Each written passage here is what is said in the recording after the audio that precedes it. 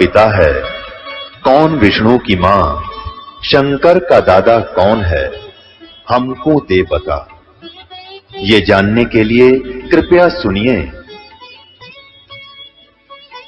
जगत गुरु तत्वदर्शी संत रामपाल जी महाराज के अमृत वचन सर्व पवित्र धर्मों के पवित्र शास्त्रों के आधार पर। तो गोपाल दास ने कहा कि बुलाओ उसको, लाओ बच्चे को मेरे पास, मैं देख लेता हूं। वो कुछ भूत बात का झाड़ा जाने था छोटा मोटा। तो वहां से वो व्यक्ति जो उसका शेष था गरीबदास जी के नाना जी के पास गया। उनको बताया से ऐसे हमारे पास एक संत आए हैं और आपके दोते को कहता मैं ठीक कर दूंगा, इसको ले चलो। 5-7 और मौजूद 6 व्यक्ति समझदार से चल पड़े, लेकर गए। संत जी ने पूछा गोपाल दास ने गरीबदास जी से 13 वर्ष के बालक से कि बेटा वो कौन था जिसने तेरा जीवन नाश कर दिया? तब गरीबदास जी ने कहा कि मेरा जीवन नाश नहीं किया, मुझे तो आबाद कर दिया। बर्बाद नहीं किया, मुझे आबाद कर दिया। क्या बताया कि हम सुल्तानी नानक तारे दादू को उपदेश दिया, जात जुलाहा भेद नहीं पाया, वो कौशी माए कबीर हुआ। अब यह वाणी जब गरीबदास जी ने बोली, गोपाल दास के सारा शरीर सिहर गया, उसका आत्मा ने करण करण हुई सारे शरीर में। कैसी गजब की वाणी बोल दी कि मैं और अदम सुल्तान और नानक देव जो सिख धर्म के प्रवर्तक हैं, इसके बारे में बताया कि हम सुल्तानी नानक तारे और दादू को उपदेश दिया। नानक साहब जी को भी परमात्मा स्वयं आकर के बेई नदी से लेकर गए थे, फिर उनको तीसरे दिन वापस छोड़ा था। तो इसी प्रकार बताया कि हम सुल्तानी नानक तारे दादू को उपदेश दिया। तो आपके दादू जी को भी वही कबीर साहब मिले थे, सतलोक लेकर गए थे, वापस छोड़ा था। और जात जुलाहा भेद नहीं पाया, वो काशी माए कबीर हुआ। अब फिर क्या कहा कि अनंत कोट ब्रह्मांड का एक रति निभार और सतगुरु पुरुष कबीर हैं, ये कुल के सृजनहार।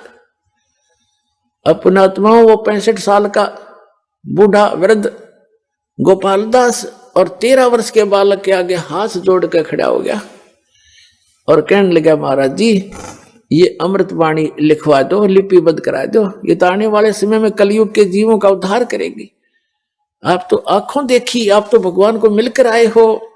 अब गरीबदास जी चल पड़े, 13 वर्ष के बालक और पीछे पीछे 65 साल का वृद्ध महात्मा करबद्ध होकर कहा महाराज अर्ज करता हूं दया करो। अब गांव वाले ने सोचा भाई इस बच्चे में तो को बड़ी ये बला बढ़ रही है, बाबा जी का भी असर हो गया, जिसके पीछे पीछे हो लिया। अब उन्होंने सोचा इस बच्चे में कोई भयंकर भूत प्रेत है जिसका असर बाबा जी का भी हो गया, संत का। लेकिन वो संत ते पारखू था, लाल की पहचान जानता था, उसने लोक लाज नहीं करते, महापुरुष भक्त अपना कल्याण ही आधार बनाते। तीसरे दिन जाके गरीबदास जी ने कहा कि महात्मा जी जब संपूर्ण लिखो तो मैं लिखवाऊं, बीच में छोड़ के जाओ तो मैं नहीं लिखवाऊंगा, तुझे पाप लगेगा। उसने कहा गोपाल दास ने जी मैं तो बाल बच्चे त्याग के और केवल वैराग ले रहा हूं, संन्यास ले लिया, मेरा कोई काम नहीं, आप दया करो मेरे ऊपर, मैं पूरा लिखूंगा, मैं लिखना जानता हूं, मेरा बनिए के घर जन्म है। तब गरीबदास जी के एक बेरी का बाग था, बड़बेरी बेरी का, उसके अंदर एक जांडी का पेड़ था, उसके नीचे बैठकर गरीबदास जी बोला करते और गोपाल दास लिखा करते थे। तो पुण्यात्माओं ये जो समागम है ये उस शुभ दिन के उपलक्ष्य में है जिस दिन परमात्मा ने ये अनमोल रत्न आपको दिया, जो आज आपके ऊपर ये दास बखेर रहा है। इसको स्वीकार करो और अपना कल्याण कराओ। बोलो सतगुरुदेव।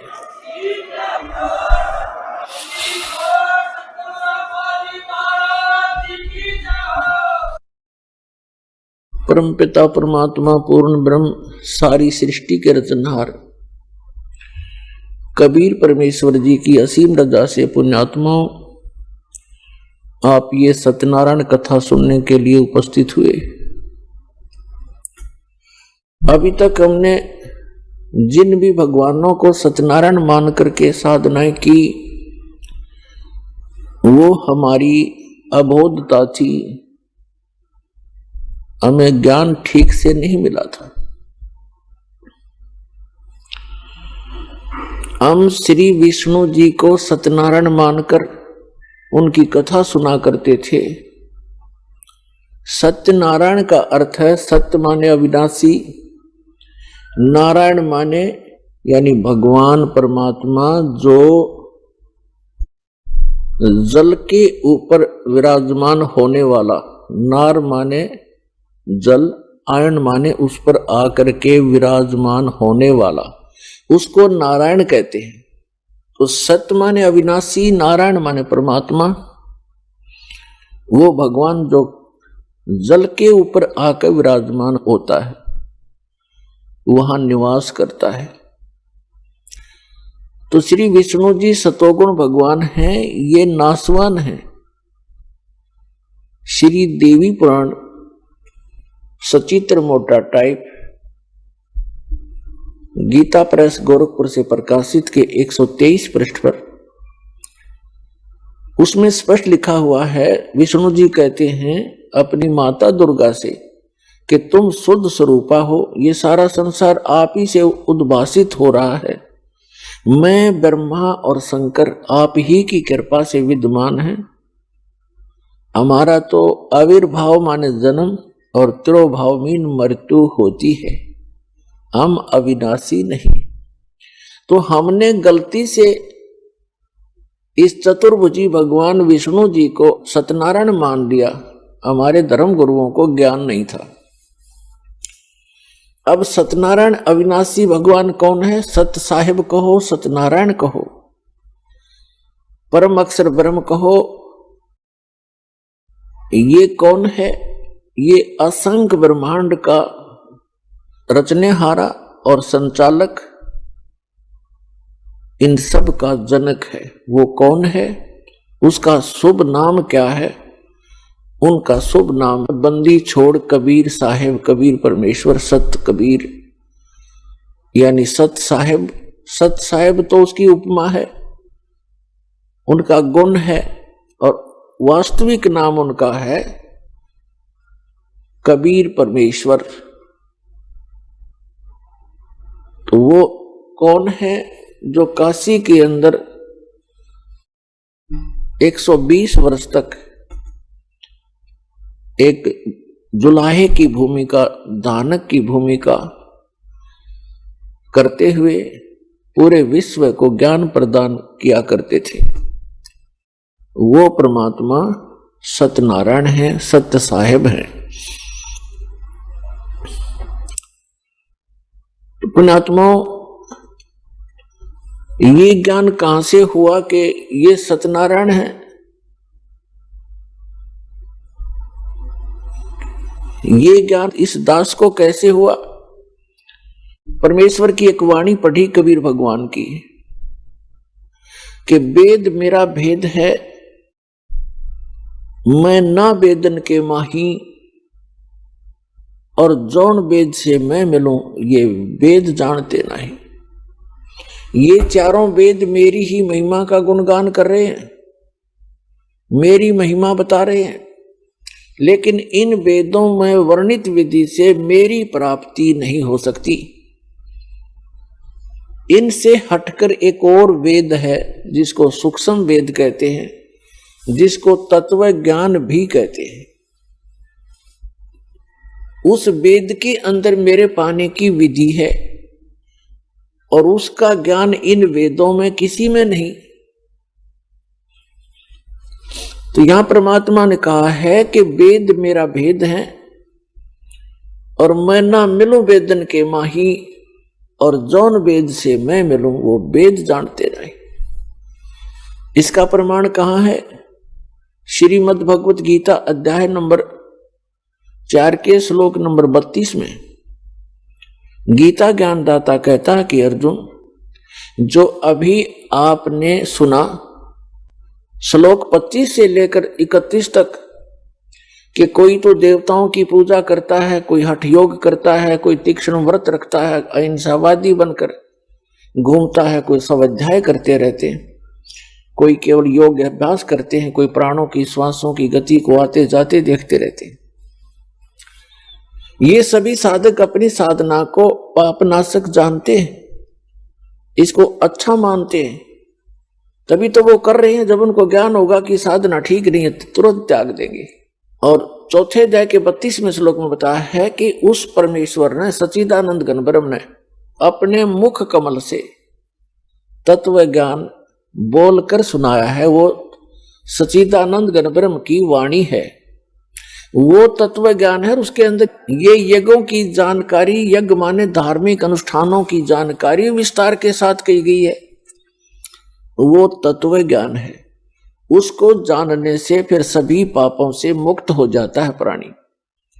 चौथे अध्याय के 34वें श्लोक में कहा कि उस तत्व ज्ञान को तू तत्वदर्शी संतों के पास जाकर समझ। उनको दंडवत प्रणाम करने से, कपट छोड़कर नम्रतापूर्वक सरलतापूर्वक प्रसन्न करने से वे तत्वदर्शी संत तुझे उस तत्व ज्ञान का उपदेश करेंगे। अब श्रीमद् भगवत गीता जो है वेदों का सारांश है, चारों वेदों का, और बहुत ही निर्णायक ज्ञान है श्रीमद् भगवत गीता के अंदर। अब यजुर्वेद अध्याय नंबर 40 के मंत्र 10 से लेकर 13 में एक विशेष ज्ञान दिया है। वेद ज्ञान दाता कौन है? यही जो गीता ज्ञान दाता है। इसने वेद में कहा है कि कोई तो परमात्मा को संभवात माने जन्म लेने वाला अवतार रूप में मानता है, जैसे श्री राम, श्री कृष्ण या अन्य 9-24 जो अवतार माने जाते हैं, ऐसे मानता है। कोई कहता वो जन्म लेता ही नहीं, असंभवात है। इसकी जानकारी तत्वदर्शी संत देते हैं, उनसे सुनो। इससे सिद्ध हो गया कि वेद में वो ज्ञान नहीं है। यदि वो कंप्लीट ज्ञान होता तो ये श्लोक, ये शब्द वेद में नहीं होते। और इसी का सारांश श्रीमद् भगवत गीता है। और श्रीमद् भगवत गीता अध्याय नंबर 4 के श्लोक नंबर 34 में भी यही कंसेप्ट क्लियर किया है, यही स्पष्ट कर दिया है कि वो तत्वदर्शी संत उस तत्व ज्ञान से परिचित है, उनसे पूछो। तो गीता के जी के अंदर भी वो ज्ञान नहीं है। वो सच्चिदानंद घन ब्रह्म ने जो अपने मुख कमल से बोला वो तत्व ज्ञान है, वो सूक्ष्म वेद है। और उसकी जानकारी इस दास के अतिरिक्त इस विश्व में किसी के पास नहीं है, क्योंकि उस परमात्मा ने स्पेशल इसी काम के लिए भेजा है।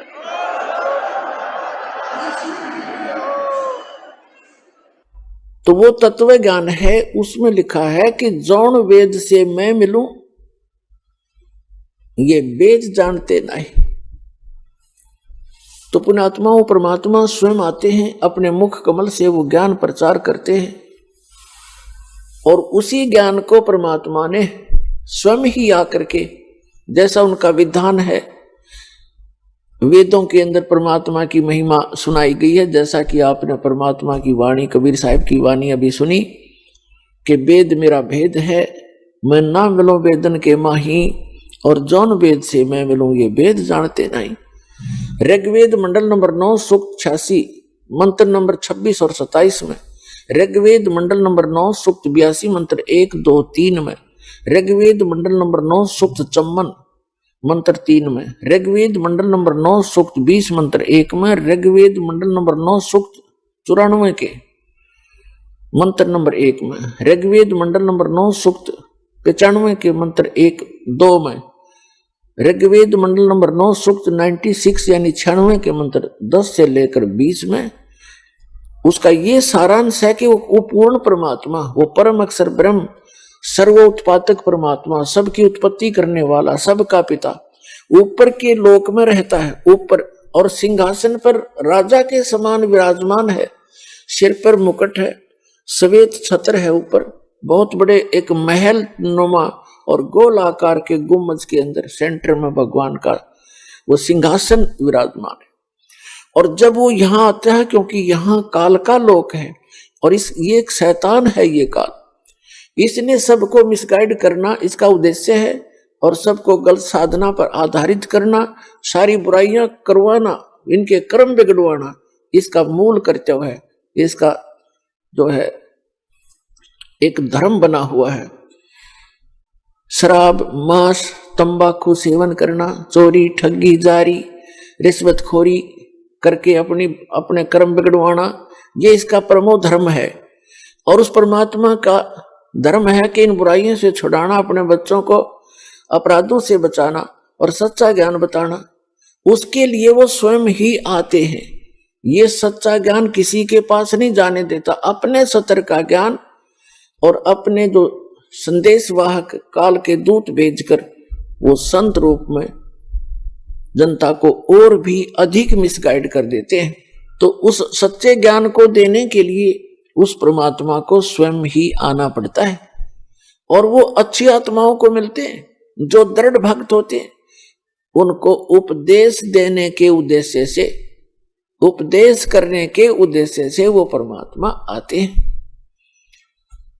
और उनको तत्व ज्ञान से परिचित कराते हैं और एक कवियों की तरह आचरण करते हैं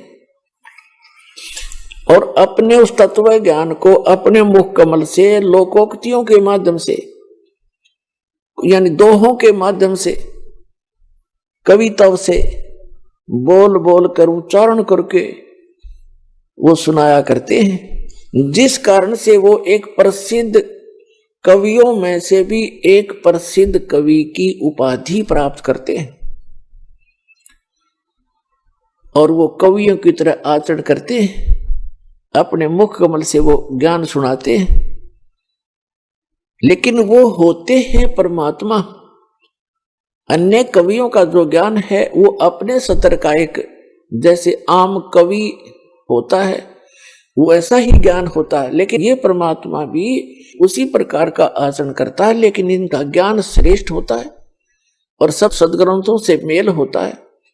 लेकिन वो एक प्रसिद्ध कवि की उपाधि भी प्राप्त करते हैं, लेकिन वो होते हैं भगवान। तो पुण्यात्माओं, अब आपको जितने भी इन वेदों का हवाला दिया है उनको आपके रूबरू करेंगे, क्योंकि हम इतने अज्ञान से सने पड़े हैं, रंगे पड़े हैं। जब तक हम आंखों नहीं देख लेंगे सदग्रंथों को, तब तक ये मन आपको भक्ति पर लगने नहीं देता। ये एक काल का दूत है, इसने आत्मा के साथ छोड़ रखा है अपना एलिमेंट, और आत्मा भगवान का अंश है, उस सत्य पुरुष का, कबीर साहब का, और ये मन इस काल का अंश है। और इस आत्मा को जब ज्ञान हो जाएगा फिर ये मन कुछ नहीं बिगाड़ पाता। ये कोशिश तो इसका स्वभाव तो होता ही है बकवाद करने का, लेकिन आत्मा इसको घसीट लाएगी, गलत रास्ते से वापस सेट रखेगी। अब ये आत्मा को घसीट ले जाता, जहां चाहे बकवाद करवा देता है। चोरी, ठगी, बकवाद, रिश्वतखोरी, शराब पीने की आदत पड़ जाती है, मांस खाने की सर्कमस्टांस बना देता है। और जब आत्मा को परमात्मा का ज्ञान होगा, परमात्मा का सहयोग इसे प्राप्त होगा विधिवत, तो फिर ये इससे प्रबल है, बहुत प्रबल है, और उस ज्ञान के आधार से ये फिर डगमग नहीं होगी। तो आपको इन सदग्रंथों के रूबरू कराते हैं। अपने आत्माओं, जो ये सत्संग चल रहा है, ये जो समागम है, आपको बताया है कि एक विशेष उपलक्ष्य है। वैसे तो सत्संग सभी एक ही हैं, कोई अंतर नहीं होता, लेकिन इस दिन को हम इसलिए विशेष मानते हैं, फाल्गुन उतरते की द्वादशी।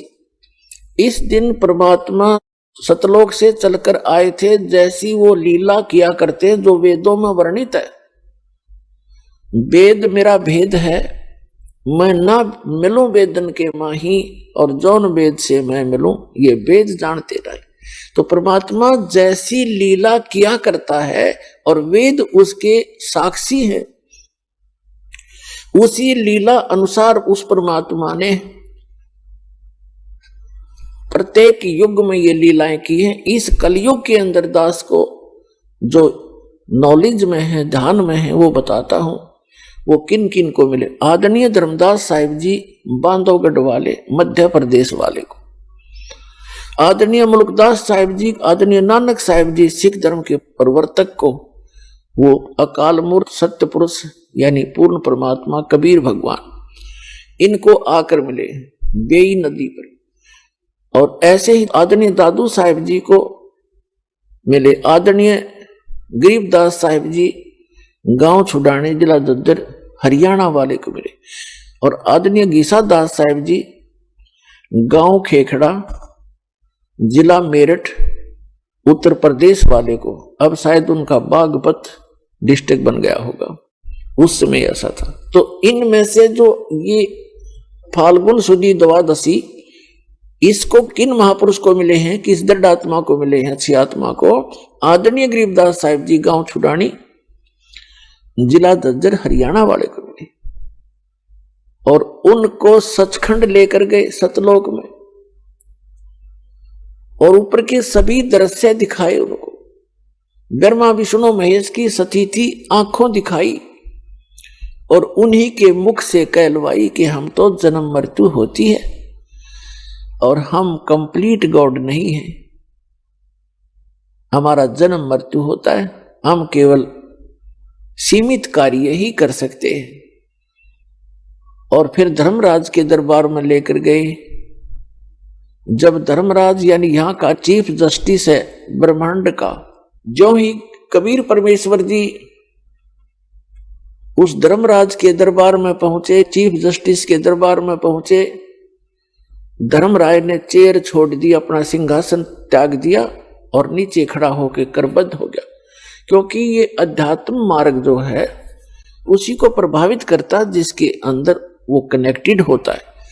तो उसको धर्मराज को ये देखने की और जानने की आवश्यकता नहीं पड़ी कि कौन आया है तेरे दरबार में, तुरंत उसको अपने आप उसके अंदर से ऐसी प्रेरणा हुई, बाहर खड़ा हो गया करके और करबद्ध हो गए कि कोई प्रबल शक्ति तेरे इस न्यायालय में आ गई है।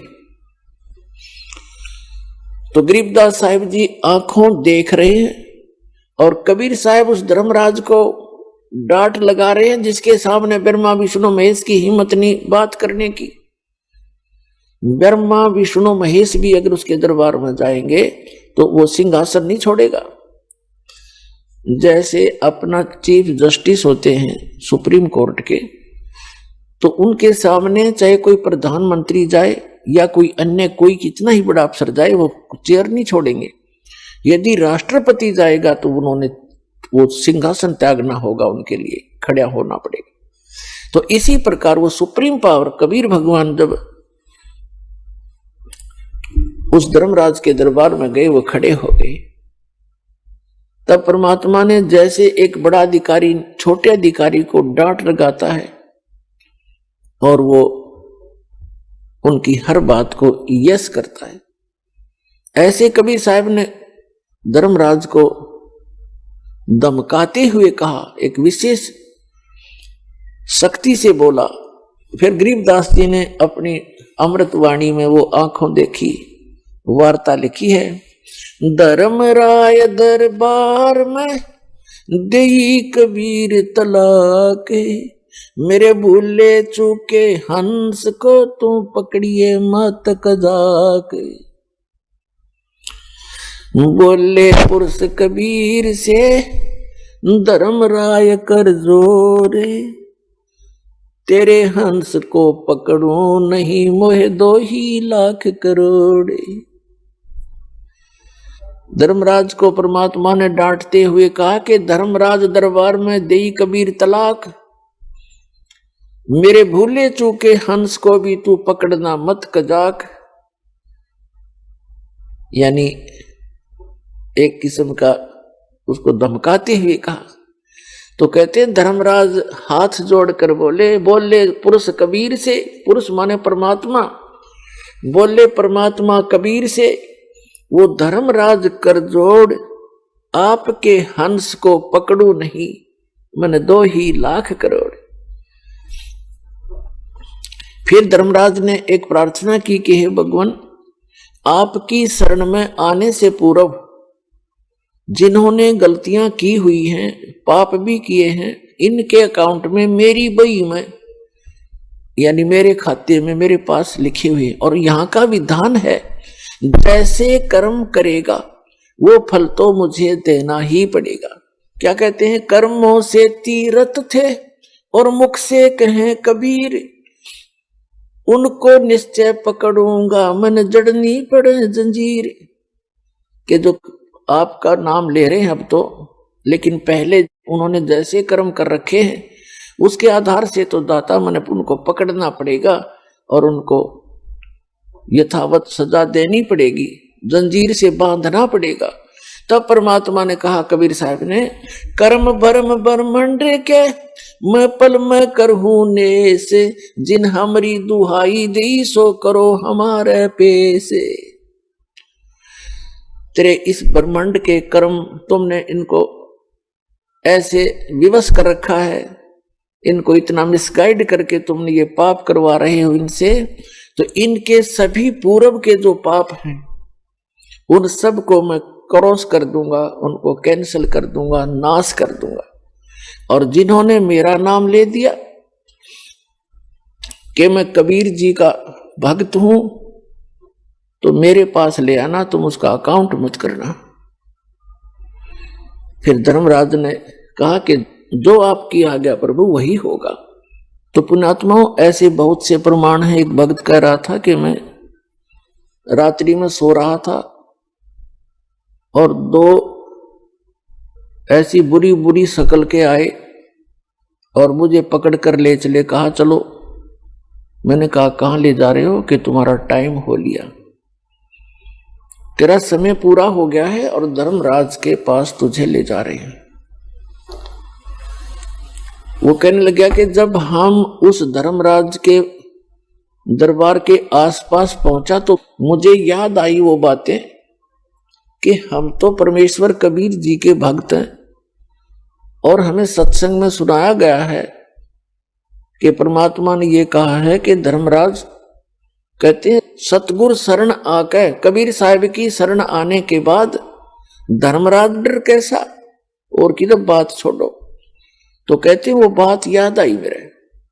मैंने उनसे कहा भी तुम्हारे गलती लगी है, हम कबीर साहिब के भक्त हैं और आप यम के दूत हो। कहा हम यम के दूत हैं तो आप हमें नहीं ले जा सकते। वो कहने लगे चल चल तू फालतू बात ना कर, नहीं तुझे गढ़ देंगे। तो बोला वो तो गढ़े पाछे, पहले मन ने गुट मारा उनके और हमारी लड़ाई हुई खूब। वो मन ने कुटे और मैं उनने कुटू, काफी देर होगी। फिर उनमें से एक ने कहा कि भाई कम से कम पता तो कराओ, जब इतना कॉन्फिडेंस से ये कह रहा है, मैं इसको यहीं लिए खड़ा हूं और आप अंदर जाके वेरीफाई करो। धर्मराज के दरबार में कहता मैंने नो की नो वार्ता सुने उनकी, और उसने कहा जी ये कैसे ऐसे कह रहा, आपने आदेश दिया लाने का। वो नो कहे कि भाई मैं कबीर साहब का भक्त हूं और तुम मुझे पकड़ नहीं सकते, तुम्हारी कोई औकात नहीं है। तब धर्मराज ने देखा रहा तुम किसने ले आए, इस नाम का एक और आदमी है, उसको लाओ और बाबा इसने मत छेड़ो, मन ने भी मरवाओगे तुम, छोड़ दो इसको। तो वो बाहर आया तो उसने कहा रे छोड़ बीमारी ने, और वो कह रहा था कि मुझे ऊपरे तो पटक दिया उनने, नो मारा फेंक कर, और मैं उनो करता हुआ। और जब शरीर के अंदर वापस में प्रवेश हुआ, बाहर निकला, जो मेरा शरीर पड़ा मुझे दिखाई दिया, वापस आया तब उसमें प्रवेश होता दिखा। फिर थोड़ी सी देर के बाद मेरी आंखें खुली, सारा शरीर पसीना पसीना, हाथ पैर कोई काम नहीं कर रहे, 5 मिनट तो वो गति नहीं कर सके। तो मेरे पक्का विश्वास हो गया कि आज मेरी टिकट कट गई थी, जब परमात्मा की शरण में नहीं होता। तो पुण्यात्मा, तो कबीर साहब की आंखों देखी लीला परमेश्वर की उस प्यारी आत्मा गरीबदास जी ने जो वर्णन किया, ये आपके समक्ष प्रमाणित हुआ। धर्मराय दरबार में देई कबीर तलाक, मेरे भूले चूके हंस को तुम पकड़ियो मत कदाक। बोले पुरुष कबीर से धर्मराय कर जोड़, तुमरे हंस को पकड़ो ने मन 2 ही लाख करो। फिर उसने एक प्रश्न किया कि कर्मों से रत थे और अब है शरण कबीर, वह को निश्चय पकड़ना पड़े, मोह जड़नी पड़े जंजीर।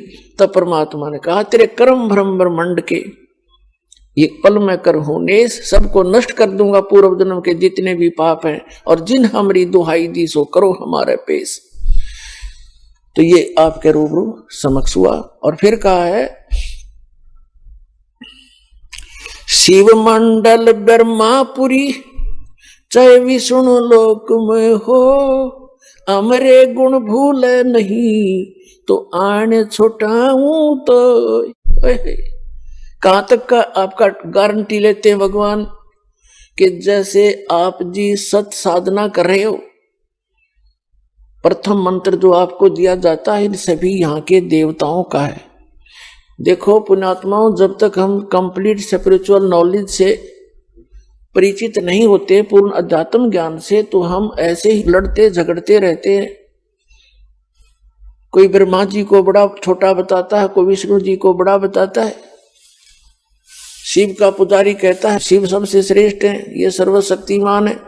तो ये बालकों वाली लड़ाई है, बच्चों वाली अज्ञानता की, अबोधता की। फिर कुछ ऐसे कहते हैं तुम बात करते हो सतलोक और सतपुरुष की और साधना करते हो इन ब्रह्मा विष्णु महेश वाले मंत्रों की, तो ये भी बालकपन है। देखो, हम चाहे प्रधानमंत्री के हम साथी हैं, मित्र हैं मान लीजिए, और हम रह रहे हैं उस देश में, तो उस प्रधानमंत्री के सभी बच्चे, सभी मंत्री, मुख्यमंत्री और नीचे के जितने प्रशासनिक अधिकारी या कर्मचारी, ये सब उसके ही अंश हैं, उसके अंश हैं, और उनका हमने सत्कार करना है। जैसे आप जाओगे किसी भी तहसीलदार के पास या एसडीएम के पास या डिप्टी कमिश्नर के पास, और आप ये कहोगे जी मैं उनका मित्र हूं प्रधानमंत्री जी का और मेरा ये काम है, तो काम तो उन्होंने वो करना है, वैसे भी आम नागरिक का भी वही करेंगे, और वो भी एक आम नागरिक ही है, बेसिक मित्रता उसकी उसके साथ है। तो उनसे एक अच्छा शिष्टाचार से पेश आना एक अच्छे नागरिक का वैसे ही परम कर्तव्य है। और उनको ये पता लग गया कि प्रधानमंत्री का व्यक्ति है, तो 2 मिनट में काम करेगा और चाय साथ पिलाओगा, तो इतना अंतर आपके पास हो जाएगा। तो काम हमारा इन्होंने ही करना है, ब्रह्मा विष्णु महेश यहाँ के प्रबंधक हैं। अब इनसे विरोध करना भी परमात्मा की आत्मा को ही दुखाना है। जैसे कोई किसी के साथ जाकर खसता है और मित्र कहता प्रधानमंत्री को, उसके पास शिकायत जाएंगी जी आपका आदमी आया था, काम तो मैंने कर दिया पर बोलिया बुंडा, तो प्रधानमंत्री भी मित्रता छोड़ देगा उससे, भाई तू बकवाद करता है। तो पुण्यात्माओं, परमात्मा ने कहा है कि तिनका कभू ना नींद ये जो पांव तले हो और कभी उड़ आंखों पड़े वो पीड़ घनेरी हो। यानी सबका सत्कार करे, प्यार से रहे, यथोचित सबको सत्कार दे जिसका जितना अधिकार है। तो तब हम इस सफर को अच्छी तरह तय करेंगे और परमात्मा भी तभी हमसे प्रसन्न रहेगा। तो इस प्रकार सारे स्पिरिचुअल, कंप्लीट स्पिरिचुअल नॉलेज से आपको पता चलेगा कि हम जो साधना कर रहे हैं यथार्थ है। तो जैसे आप जी ये सत साधना प्राप्त कर रहे हो, किसी ने प्रथम मंत्र प्राप्त किया है, किसी ने सतनाम भी मिल गया है, और बहुत ऐसे हैं जिनको सार नाम भी प्राप्त हो गया है। तो ये तो आपके पासपोर्ट हैं, आपको मिल गया, साधना करते रहो। लेकिन इसमें भी कोई त्रुटि, आपने मर्यादा भंग कर दी तो पार नहीं हो पाओगे। बेसिक सतनाम प्राप्त हो गया है। कबीर साहब कहते हैं कि पाकी खेती देखकर गर्भियो मत किसान, अब हूँ झोला बहुत है घर आले तब जाने। कहते हैं हे किसान, खेत में आपके खेती परिपक्व होगी है और सुंदर अच्छे ढंग से परिपक्व हो चुकी है, अभिमान मत करना। अभी ना जाने आंधी तूफान वर्षा ओले, बहुत से झंझट शेष है, कब गड़बड़ हो जा तेरे घर पे आले तब खुशी मनाना। तो परमात्मा कहते हैं, नानक साहब जी भी कहते हैं कि ना जाने काल की कर डारे, किस विध ढल जा पास आवे, और जिनाते सरते मौत खुड़क दी उन्होंने केड़ा हास आवे। तो यहां ना जाने कब और क्या गलती बन जावे, सावधानी बहुत बरतनी पड़ेगी। जैसे माता गर्भ को रखे यत्न बना और ठेस लगे तो छन्न हुआ तेरी ऐसे भक्ति जा। जैसे किसी बहन, किसी माई को, बेटी को गर्भ रहता है तो उसको ही पता है उस लाल को, उस गर्भ रूपी लाल को कैसे सुरक्षित रखना है। वो चलते समय भी बहुत ध्यान करती है कहीं ऊंचे नीचे पर पैर ना टिक जा, और झटका लग के मेरा लाल खराब हो जा, बेटा हो चाहे बेटी, गर्भ में जो गर्भ है उसका मूल उद्देश्य उसको सफल बनाना होता है। रात्रि में सोते समय भी, करवट लेते समय भी वो एकदम चमक के उठती है, कहीं बालक पर दाब तो नहीं लग गई, दिक्कत तो नहीं आ जाएगी। तो इस प्रकार परमात्मा कहते हैं इस सतभक्ति रूपी लाल को, इस गर्भ को ऐसे संभाल के रखना जैसे माता गर्भ को रखे यतन बनाए, और ठेस लगे तो अक्सीन होए, तुम्हारी ऐसे भक्ति नसाए। तो आप जी ने ये सावधानी बरतनी है। अब चारों युगों में ये समय है कलयुग का, जिसमें मोक्ष मार्ग खुलता है और कंप्लीट स्पिरिचुअल नॉलेज बताया जाता है उस परमात्मा की आज्ञा से, और पूर्ण रूप से सारी विधि सुचारू रूप से आपको सब साधनाएं प्रदान की जाएंगी। अब से पहले कुछ महापुरुषों को परमात्मा ने ये कंप्लीट कोर्स दिया था और उनसे प्रतिज्ञा दिला दी थी कि आगे इस ज्ञान को भी और इस सतनाम को और सारनाम को अब सार्वजनिक नहीं करनी। धर्मदास मेरी लाख दुहाई, ये मूल ज्ञान कहीं बाहर ना जाए। मूल ज्ञान बाहर जो पढ़ी या बिचली पीढ़ी हंस नहीं तरी, ये बिचली पीढ़ी आप हो। अब प्रथम चरण कलयुग का परमात्मा आए थे, सारा ज्ञान बता के सुरक्षित करके दर गए और गवाह बना गए कि मैं कबीर इज गॉड। जो आपको अभी बताया था आदरणीय धर्मदास साहिब जी, आदरणीय मुलुकदास साहिब जी, आदरणीय नानक साहिब जी, आदरणीय दादू साहिब जी, आदरणीय गरीबदास साहिब जी गांव छुटानी जिला ददर हरियाणा वाले, आदरणीय गीसा दास साहिब जी गांव खेखड़ा जिला मेरठ उत्तर प्रदेश वाले, ये गवाह बना गए परमात्मा इनको कि आने वाले समय में मेरे बच्चों को मेरा परिचय करावेंगे। और उन्होंने एफिडेविट बना दिए उन महापुरुषों ने अपनी अमृतवाणी में कि धानक रूप रहा करतार, हम सुल्तानी नानक तारे, दादू को उपदेश दिया, जात जुलाहा भेद नहीं पाया, काशी माए कबीर हुआ। गरीबदास जी ने कहा अनंत कोट ब्रह्मांड का एक रति नहीं भार, और सतगुरु पुरुष कबीर है ये कुल के सज्जनार। जिन मुझको निज नाम दिया सोए सतगुरु हमार, दादू दूसरा कोई नहीं ये कबीर सृजनहार। तो ये गवाही देकर चले गए वो महापुरुष कि काशी वाला धानक जिसको तुम दुल्हा कह करके, ये कवि कह करके उसकी फाइल को बंद करके बैठे हो, बच्चों फिर खोलो इसको, ये तो लाल है, तुम कौड़ी समझ बैठे और कौड़ियों को तुमने लाल मान रखा है, अब इस लाल को ग्रहण करो। तो प्रथम चरण में आके वो परमात्मा स्वयं सब ज्ञान दे गए, और उनको मालूम था कि काल ने कहा था कि तेरे नाम पे 12 नकली पंथ चलाऊंगा, फिर उसको दोबारा रिवाइज कर दिया उसी ज्ञान को आदरणीय गरीबदास साहिब जी के माध्यम से।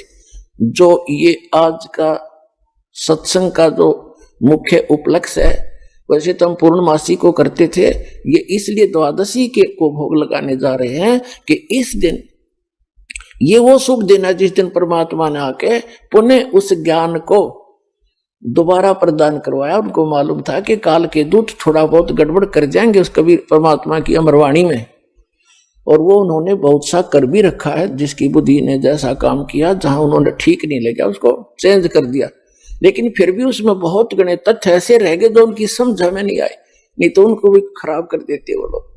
तो उस कबीर सागर से मिलकर और साथ में गरीबदास जी के परमाणु से सब कुछ मिला करके निष्कर्ष दास ने आपके रूबरू कर दिया इन सत्संगों के माध्यम से। अपने आत्मा जैसे वन है, वन जंगल, अब उसमें ऐसी अनमोल जड़ी बूटियां हैं, आम व्यक्ति वही घूमता रहता, उनको ठोकर मारता रहता, पता नहीं।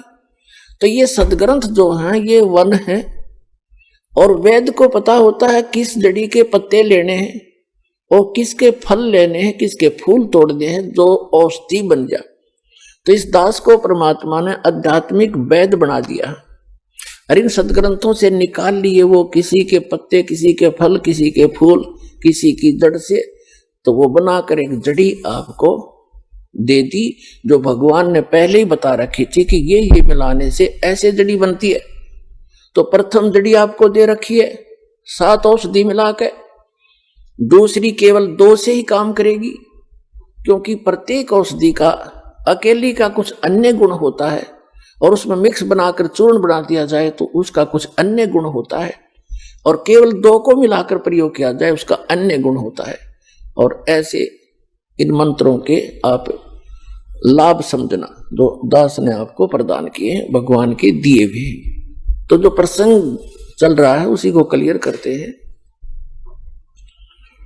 कि ये जो बीच की पीढ़ी है, परमात्मा ने धर्मदास जी से कहा था, धर्मदास मेरी लाख दुहाई, और ये सार नाम कई बार न जाई, सार नाम बाहर जो पड़ी ही बिचली पीढ़ी हंसनी तरही, और सार नाम और ये मूल ज्ञान तब तक छुपाई जब तक ये द्वादश पंथ ना मिट जाए। काल ने कहा था कि द्वादश पंथ करूं मैं साजा, नाम तुम्हारा ले करूं आवाजा, द्वादश पंथ नाम जो ले ही वो मेरे मुख में आन समोई। जाओ जोग जीत संसारा, जीव न माने कहा तुम्हारा, जीव तुम्हारा कहा न माने हमरी ओढ़ हो बाद बखाने, जीव तुम्हारा कहा न माने हमरी ओढ़ हो बाद बखाने। ऐसा ज्ञान दे दूंगा, काल ने कहा था कि जब तक वो कलयुग आवेगा बीतली पीढ़ी का समय, उससे पहले तेरे नाम से कबीर नाम से 12 पंथ चलाऊंगा और अनेक पंथ चलाऊं, या विद जीवों को भरमाऊं।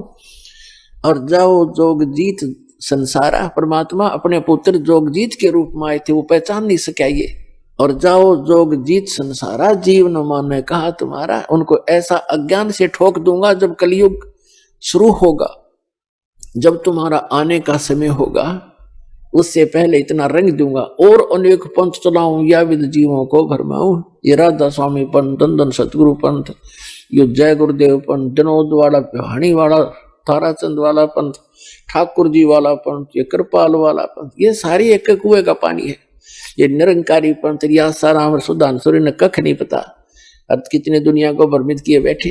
काल ने कहा था कि इस प्रकार सब इन जीवों को भ्रमित कर दूंगा, और फिर बेशक चले जाना, या आपका हंस कोई भेजो। परमात्मा ने कहा था जब कलियुग 5500 वर्ष बीत जाएगा तब मैं अपना अंश पठाऊंगा।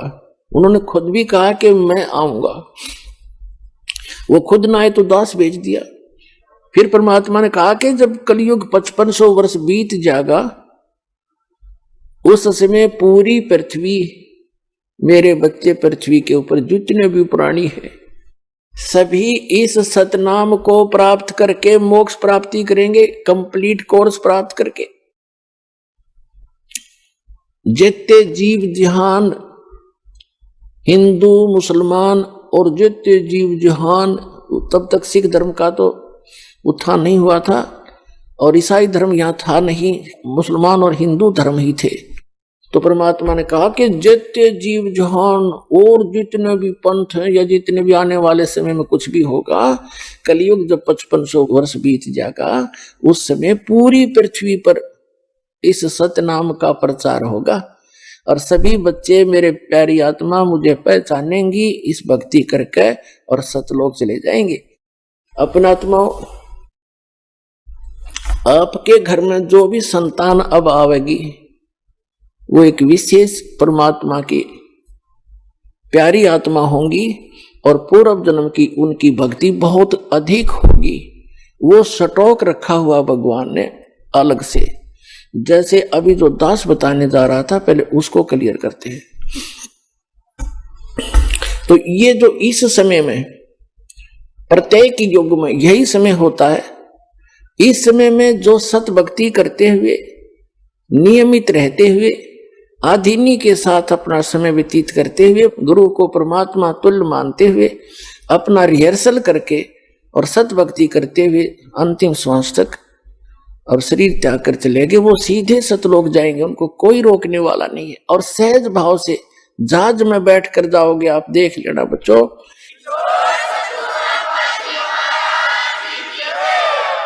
ये कोई डूम बांट के गीत नहीं है या कोई मांगने खाने वाले ने ज्ञान नहीं किया जिसको आधार बना के कुछ न रोजी रोटी अपनी चलाई हो, नहीं।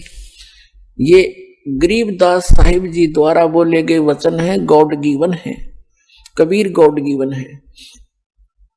और गरीबदास जी गांव छुटाने जिला झज्जर हरियाणा के एक बहुत बड़े किसान थे जिनकी 1400 एकड़ जमीन थी। लोग उनके मुजारे काम किया करते थे और सबसे वो एक अपने भाई की तरह प्यार करते थे, बच्चों की तरह रखा करते थे, चाहे उनके कोई नौकर थे और खुद भी हाथ से काम करते थे। ऐसे नम्र और सरल स्वभाव के महापुरुष थे।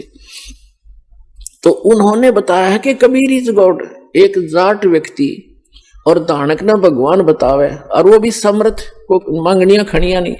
तो इस बात से दास को उसी दिन बात खटक गई थी कि जाट इतना रईस व्यक्ति और कबीर साहब को, दानक को, दुल्हे को भगवान बता रहा है, 100% सत्य है। तो उसी दिन के बाद दास के हृदय में दच गई थी, और उसके बाद फिर जो प्रमाण मिले, अरे भगवान 100 के 100 भगवान मिले, Kabir is God, Kabir is God, Kabir is God.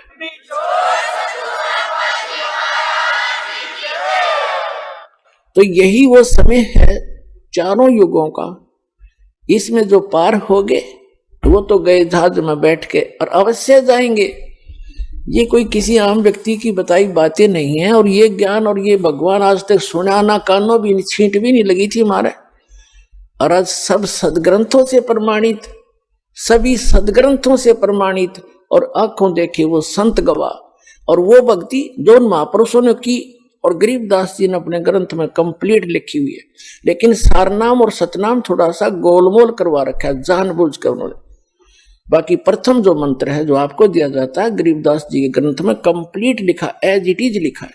आइए अब हम उन श्रद्धालुओं के अनुभव जानते हैं जो जगत गुरु तत्वदर्शी संत रामपाल जी महाराज जी से दीक्षा प्राप्त कर चुके हैं तथा उनके द्वारा बताए गए भक्ति मार्ग पर चल रहे हैं। नमस्कार सर। नमस्कार जी। स्वार सिद्ध करने के लिए कुछ न कुछ उपद्रव करते रहते, ऐसे लोगों को तो बहुत ख्याल रखना।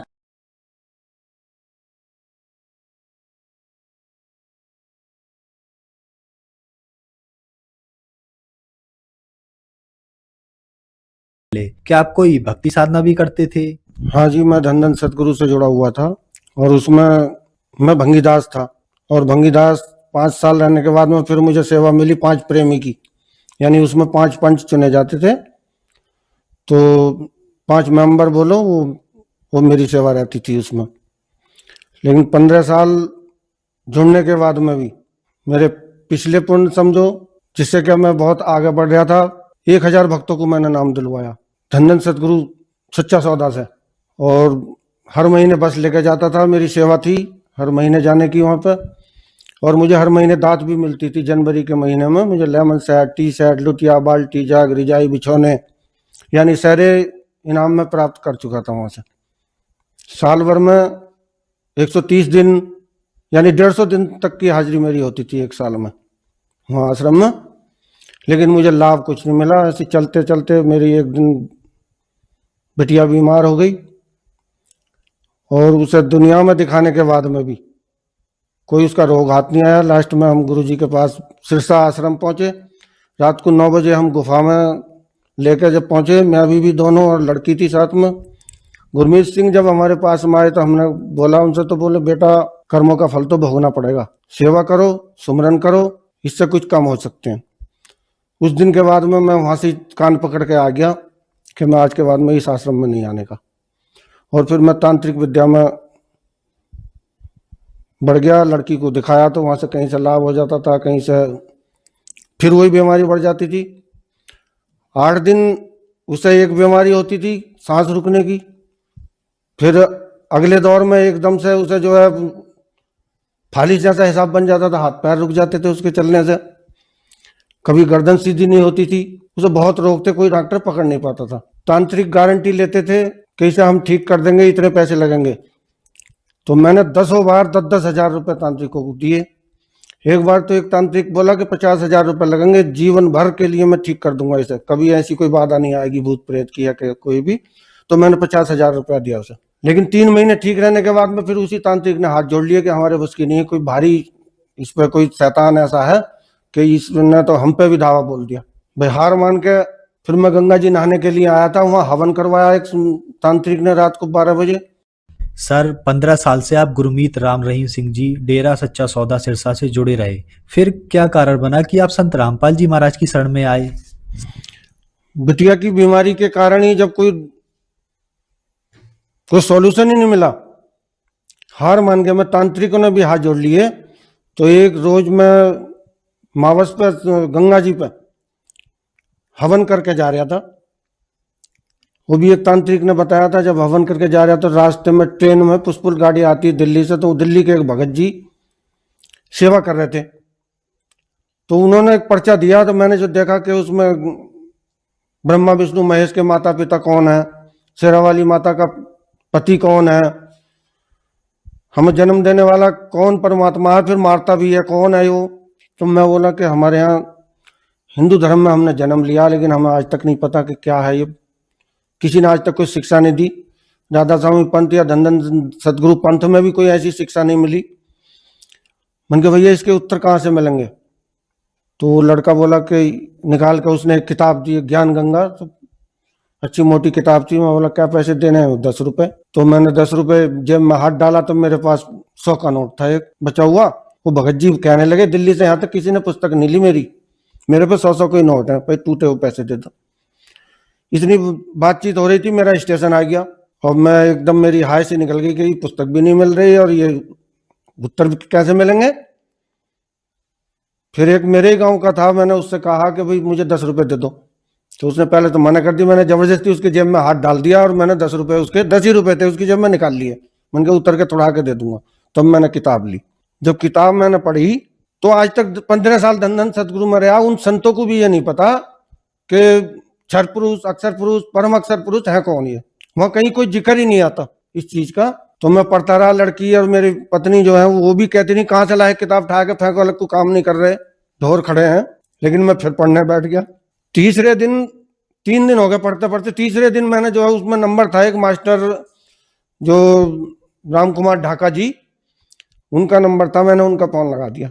वो बोले भाई मैं भी धन सतगुरु में था और मैं नाली का कीड़ा था बिल्कुल, ऐसे ऐसे ट्रेन मिलेगी, तू यहाँ आ जा जल्दी सर, अपनी बिटिया, मैंने अपनी बताई परेशानी, अपनी बिटिया को भी लेके आ जा। उन्होंने रास्ता बताया कि दोपहर को गाड़ी मिलेगी 12 बजे, यहाँ छूटेगी दिल्ली से। बरवाला उतर गया। बरवाला से फिर हमने आश्रम की गाड़ी मिल गई, सतलोक आश्रम बरवाला। और इस करके मैं जो है वहाँ 23 सितंबर 2010 को आश्रम पहुंच गया। मैं उस टाइम तक बीड़ी वाड़ी भी बहुत पीता था, दारू तो मैं नहीं पीता था, लेकिन बीड़ी सिगरेट पीता था। जब बरवाला में खड़ा था सवारी के इंतजार में, मैंने एक सिगरेट भी ली और सिगरेट पी। इतने में गाड़ी आ गई। वो सिगरेट, एक माई थी वो आश्रम की, उसने कहा भी कि आपको इस गाड़ी में नहीं चढ़ना, ये आश्रम की गाड़ी है। मैंने कहा मुझे भी आश्रम जाना। मैंने कहा बीड़ी क्यों पी रहे हो? मैंने कहा मैं पहली बार आया हूँ, मुझे नहीं पता। तो मैंने वो सिगरेट फेंक दी और मैं वो आश्रम की गाड़ी से आश्रम पहुंचा। ठीक 6:45 बजे मैं आश्रम पहुंच गया। जाते ही मुझे ये तो मैं एक तो दुख था, दूसरा राम कुमार ढाका ने सारी बातें बता दी थी। जाते ही मैंने फार्म भरवा दिया। सर, संत रामपाल जी महाराज से नाम दीक्षा लेने के बाद क्या आपको लाभ भी प्राप्त हुए? जब नाम लेने के बाद में मैं दर्शनों के लिए पहुंचा तो सारे भक्तों के दर्शन हो चुके थे। मैं लास्ट में जाकर लगा हूँ। रामपाल महाराज जी से ने आशीर्वाद दिया और जब मैंने अपनी आप बीती बताई कि मैं सच्चा सौदे में 15 साल रहा हूँ, तो संत रामपाल जी बोले बेटा सच्चे सौदे में तो आज आया है, परमात्मा की भक्ति कर, सब परमात्मा दया करेंगे। मैंने उनसे बताया कि मेरा लड़का भी घर से निकल गया है, 11वीं क्लास में पढ़ रहा था, उसने दूसरे धर्म की और लड़की से शादी कर ली है, तू सब ठीक करेगा, मालिक दया करेगा, तू भक्ति कर। ठीक रात को 11 बजे उस लड़के का फोन आ गया, उसकी मम्मी का फोन गया मेरे पे वहां आश्रम में ही कि सचिन का फोन आया। और 23 सितंबर 2010 को मैंने नाम लिया 7:30 बजे। उसके बाद में 33 साल लगातार मेरी पत्नी को दौरे पड़ते थे और लड़की बीमार थी, लड़की को बीमारी छोड़ कर गया। तो 23 सितंबर 2010 के बाद में आज तक ना लड़की को बीमारी हुई कोई, ना उसकी मम्मी को दौरे पड़े। संत रामपाल जी की कृपा ऐसी हुई कि उन्होंने नाम भी 1 महीने के बाद में लिया। 1 महीने के बाद में मैं लड़की को लेकर आया, 2 महीने के बाद में उसकी मम्मी को लेकर आया। लेकिन 23 सितंबर 2010 से आज तक दौरा नहीं पड़ा है, ना लड़की को कोई बीमारी हुई है। ऐसी मालिक की दया, संत रामपाल जी महाराज जी की दया हुई है कि आज तक कोई बीमारी नहीं। उसके बाद में बरवाला आश्रम, संत रामपाल जी महाराज जी के आश्रम में मुझे जूता घर में सेवा ले ली मैंने और हर महीने में चलता रहा। मेरी जो पत्नी है उन्हें भी वो 15 दिन में हो जाती थी, 15 दिन के बाद मैं जाता था कि यानी कि मावस और पूर्णमासी में सत्संग होते थे वहाँ, तो मावस पे हो जाती थी, पूर्णमासी पे मैं जाता था। तो मुझे एक बीमारी अचानक थी, मेरे गला फूल जाता था। अब यहाँ छोटे मोटे डॉक्टरों से दवाई ले ली, गला फूल गया, कह दे कि टॉन्सिल निकल रहे हैं। लेकिन आश्रम में भी मेरे साथ में ऐसा हुआ, तो मैंने जो है दर्शनों पे गुरुजी के पास मैं पहुंचा। गुरुजी दर्शन देकर मुझे आशीर्वाद देकर आगे निकल गए थे, लेकिन मैंने फिर जोर से बोला, मैं परमात्मा दया करो, मेरी प्रार्थना है। तो पीछे हटकाए और मुझसे बोले, मैंने इशारा ही करा था कि मेरे गले में ये टॉन्सिल निकलते हैं। तो उन्होंने 2 उंगलियों से मेरी ठोड़ी के नीचे आशीर्वाद लंबे हाथ से बोले, हाथ लगा कर बोले, चल सेवा कर अपनी। लेकिन मालिक की दया महर ऐसे हुई परमात्मा संत रामपाल जी महाराज जी की कि 15 दिन के बाद में वो मेरी जीभ के नीचे जो फूट गया, मतलब उसका मुंह बन गया, कैंसर का मुंह बन गया, और 2 दिन के अंदर अंदर वो पक के फूट गया। वो गांठ मेरे घर पे आज भी रखी है। मैंने गुरु जी को भी दिखाई थी, संत रामपाल जी महाराज जी को। उन्होंने कहा था कि तेरी भाई यहाँ तक की जिंदगी थी, तुझे मर जाना था, लेकिन मालिक ने ऐसी दया करी कि वो कैंसर घर बैठे ही ना कोई इलाज चला है उसका, और निकाल दिया। संत रामपाल जी महाराज की ऐसी दया महर हुई कि मेरा कैंसर का रोग कट गया। तो और भी बहुत चमत्कार मालिक की दया से हुए हैं, और छोटे मोटे तो हर रोज होते हैं, छोटे मोटे लाभ हर रोज होते हैं। मैं सच्चे सौदे में जब था तो मैं नशा, बीड़ी तो छुटी ही नहीं, बीड़ी सिगरेट। और जब बरवाला आश्रम में पहुंचा तो मैं सिगरेट पी के गया था। उस दिन के बाद में आज तक मैंने कोई नशा नहीं करा। नशा करने वालों को दोहरे भी नहीं बैठने देता। ये संत रामपाल जी महाराज जी की ऐसी दया हुई है कि मेरे घर पे कोई मेहमान भी आ जाता है, उसे भी लाके नहीं दे सकते हम। सभी रिश्तेदार, यार दोस्त नफरत करते हैं इस चीज से कि इसके यहाँ तो हुक्का भी नहीं मिलता। मेरी लड़की जो बीमार चल रही थी, उस पर इतना पैसा उठ चुका था कि 7-8 लाख रुपया लगा चुका था। मैं बहुत बड़े घाटे में था, लेकिन जब 23 सितंबर 2010 को मैंने नाम ले लिया संत रामपाल जी महाराज जी से, उसके बाद में मेरा सारा कर्ज भी उतर गया, और 6 महीने के भीतर मैंने उस लड़की की शादी भी कर दी। ऐसी मालिक की दया महर, असीम कृपा हुई कि मालिक की बहुत बड़ी दया मेरे पे है। सर, संत रामपाल जी महाराज से नाम दीक्षा लेने के बाद आपको बहुत सारे लाभ प्राप्त हुए। सर, कहते हैं कि गुरु नहीं बदलना चाहिए, गुरु बदलना पाप है। आपने गुरु बदला, क्या यह बात सही है? ऐसा कुछ नहीं है, गुरु बदलने में कोई दोष नहीं है। सच्चा गुरु तो हमें आज तक मिला ही नहीं था। दोष है तो सच्चा गुरु बदलने में दोष है। इस पृथ्वी पर कोई संत, सिर्फ रामपाल जी महाराज जी के अलावा कोई संत ही नहीं है, क्योंकि शास्त्रों के अनुसार वो भक्ति करवाते हैं, शास्त्रों में सारे प्रमाण देते हैं, तो इनके अलावा कोई संत ही नहीं है। और झूठे गुरु, आज तक हम धन सतगुरु में फंस रहे थे। पहले मेरा परिवार आज भी फंस रहा राधा स्वामी पंथ में। मेरी घरवाली 10 साल रही राधा स्वामी पंथ में, कोई लाभ नहीं। लेकिन जिस दिन से हमने संत रामपाल जी महाराज जी की शरण मिली है सारे परिवार को, उस दिन से परिवार में खुशियां ही खुशियां हैं। मैं तो सिर्फ प्रार्थना कर सकता हूँ कि मेरे जितने भी पिछले सच्चे सौदे वाले गुरु भाई हैं, सबसे पहले तो उनसे कहूंगा, उस झूठे सौदे को छोड़ के सच्चे सौदे में आ जाओ, क्योंकि उनके पास में कोई प्रमाण नहीं है। संत रामपाल जी महाराज जी एक ऐसे संत हैं जो कि सभी धर्मों के ग्रंथों में से निकाल कर निचोड़ बता रहे हैं। तो भाई मेरा कहना यही है कि जल्दी से जल्दी आकर नाम ले लो, यही मोक्ष हो सकता है, और कोई रास्ता नहीं है। टीवी पे प्रोग्राम आता है, और भी कई चैनलों पे प्रोग्राम आ रहे हैं, उसके नीचे पीली पट्टी आती है, उस पर नंबर है, उन पर कांटेक्ट करो।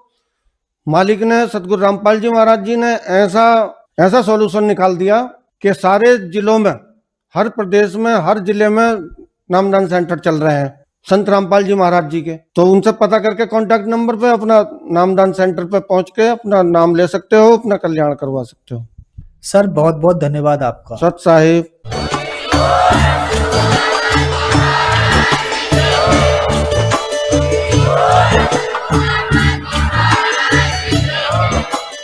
आप सुन रहे थे जगत गुरु तत्वदर्शी संत रामपाल जी महाराज जी के मंगल प्रवचन। अधिक जानकारी के लिए विजिट कीजिए हमारी वेबसाइट www.jagatgururampalji.org।